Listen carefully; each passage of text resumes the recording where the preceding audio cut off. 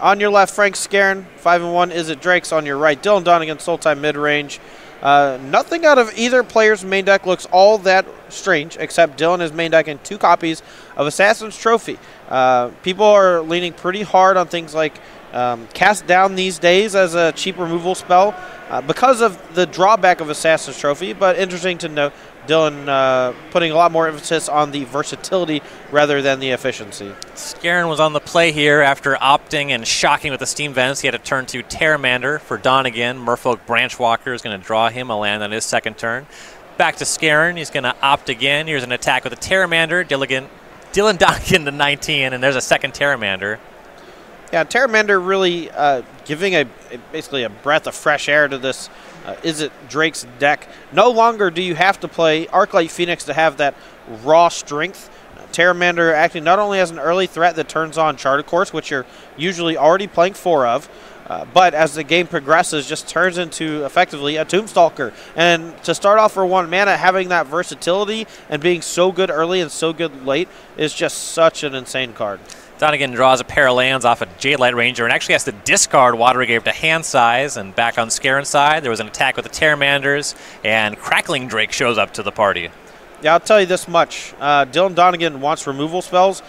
You can play all these Branchwalkers and all these mini creatures and gain as much life as you want, but eventually these Terramanders are going to turn the corner, and Frank Skarren is going to start attacking for a lot more damage than life gained by Dylan Donegan. Yeah, it was a reasonable turn of events there as Donegan deployed Wild Growth Walker and immediately explored with Merfolk Branchwalker, gained some life, and Skarren could just attack with the Terramanders, left the Crackling Drake home.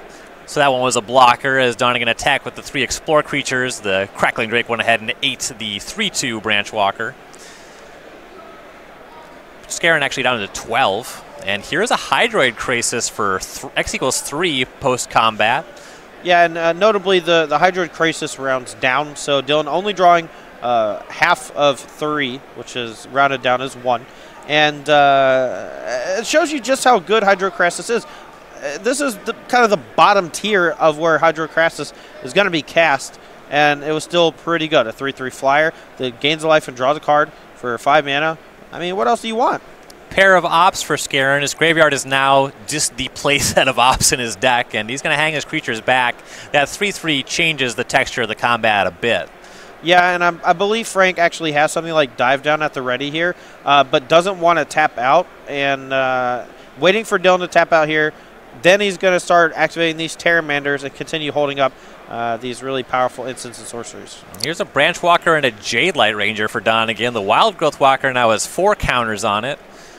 Donegan going to gain a bunch of life there. I think we were having a bit of a technical difficulty here in the middle of this match. Hopefully that gets fixed, but of course, as a time shift to match, we'll just say he's at infinite. Yeah, I believe 28 was the number that was flashing when it went away. And here's an attack with the Walker and 2/2/1 Explore creatures, a Jadelight Ranger and a Branchwalker. Skarren's actually going to put a Terramander in front of one and a Crackling Drake in the other, and he'll go ahead and level the Terramander, and Donegan's creatures just get eaten while the Walker knocks Skarren to 7. Yeah, and Dylan's just trying to throw away creatures here to deal chunks of damage because he knows once these Terramanders get large, there's a chance that Frank's able to attack in one fell swoop and deal all those 28 points of damage. We're back over to Skarren, so now he has that 4-power Crackling Drake, 1 5/5 Terramander, and 1 1/1. Nothing on the main phase, though, and he actually just passes back with no attacks, back to Donegan's side. Yeah, I mean, there's a chance Dylan just overwhelms him with creatures. Frank looks like he's sitting back on a bunch of instants and sorceries and is just unable to really play much defense. But Dylan here opts to just pass the turn instead of attacking with his Swarm. Just going to load up and hope to get him in 1 attack. Yeah, shocked for an Overgrown Tomb. Got that life right back off of an X equals 5 Hydroid Krasis. Content to hang back with this massive army. Back over to Frank Skarren. He's going to cast a Discovery.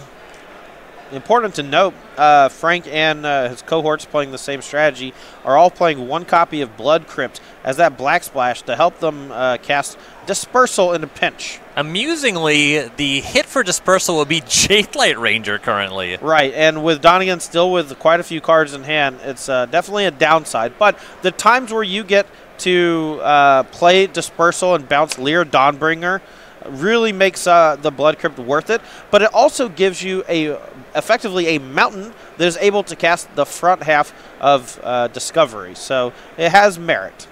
Crackling Drake rumbles across. Looked like the hit was for 5. Donegan went to 23, and then Chart a Course drew Skarren 2 before Lava Coil took care of one of the Explore creatures on Donegan's side. Now we're back over to Donegan. Ravenous Chupacabra is trying to take something down, but Dive Down will protect it. Yeah, and if you notice, this is lethal, I think. There's a big attack. Maybe.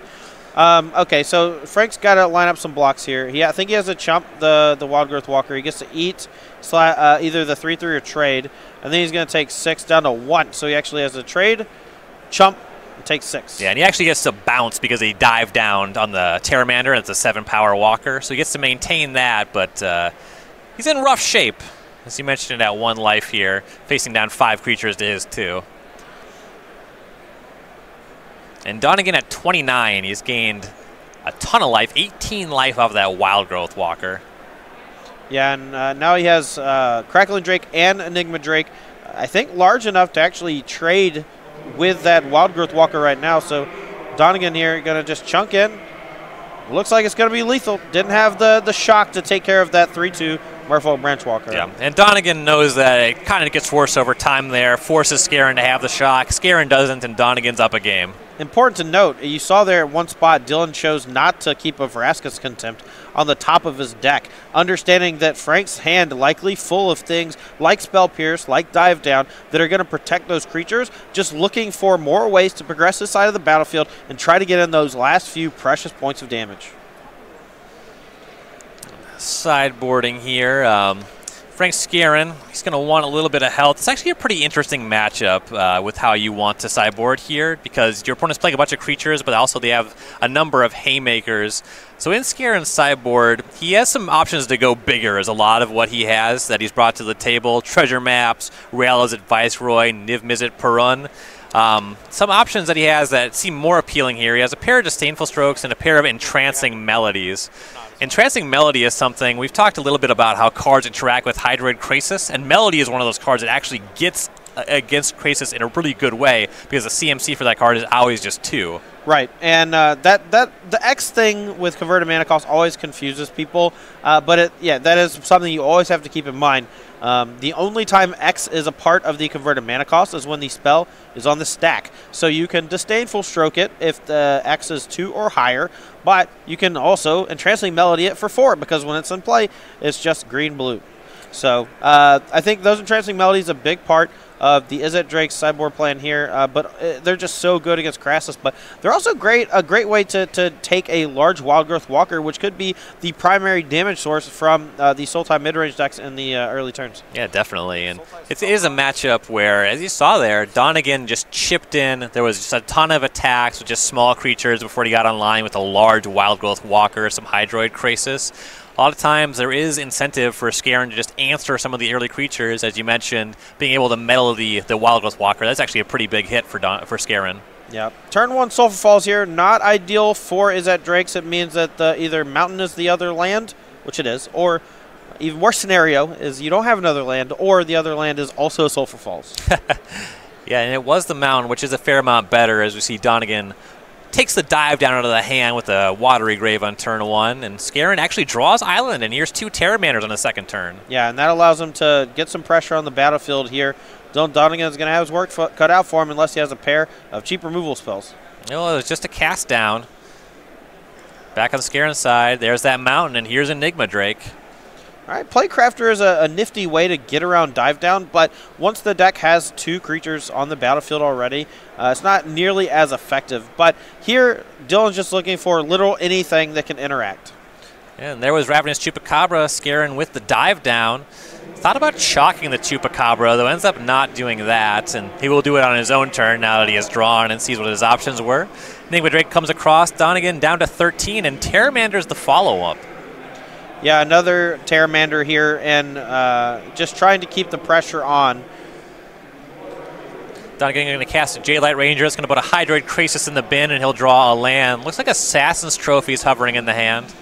Yeah, and he's trying to figure out the best point to cast this because he doesn't want to expose himself to Spell Pierce or Dive Down, but he also wants to kind of wants to hit the Enigma Drake, but also kind of wants to wait for Skarren to activate the Terramander. Skarren drew. The draw was Island, and he plays it because there's exactly 3 instants and sorceries in the graveyard. The idea was he could pump up the Terramander. It gets hit by Assassin's Trophy, but the Drake does connect. Donegan down to 8. And here's a big play. Hydroid Krasis X equals 4. Yeah, and Jaylight Ranger chucking in for 3. The damage isn't irrelevant. The Hydroid Krasis as a 4/4 can check/trade with the Enigma Drake. Frank Skarren's going to need something like Lava Coil here to take care of it if he wants to keep attacking with his lone creature. Yeah, and he's going to start with Chart a Course. Take a look at the top 2 cards of his deck. He's going to discard a Dive Down, and here's an attack with the Enigma Drake. Just going to trade because he has backup Enigma Drake. Yeah, and this is where you really start to see the Sultai midrange deck take full control against something like Izzet Drakes. As long as they're able to draw those early pressure points and really interact with the Izzet Drakes deck on a fundamental level, whether that's with hand or creature, getting around things like Dive Down with Playcrafter, all of these things just result in, at some point, the Izzet Drakes will run out of stuff, and you won't, because you hit all your land drops with things like Jadelight Ranger and Branchwalker, where if the Izzet Drakes deck hits all their land drops, that means that they are flooding out quite a bit. A huge swing for Donegan last turn. He had Vivian Reed. That cleared up the battlefield on the Skarren side. Now we're back on Donegan. Skarren just spent his turn spinning his tires. A bunch of cantrips cast. Not sure if we found anything, but he certainly didn't have mana to cast it. Now Donegan just going to work. Plussing Vivian, 6/6 Hydroid Krasis.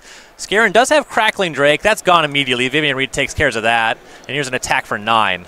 Yeah, and I think this is just elementary for Donegan. 2 giant Hydroid Krasis, and Frank Skarren going to pack it in. No Star of Extinction, no chance to win that game. Yeah, just a pretty significant runaway for Dylan Donegan here. Just 2 games where he's had a pretty significant battlefield. Skarren had some power, a lot of it in flying creatures, but just never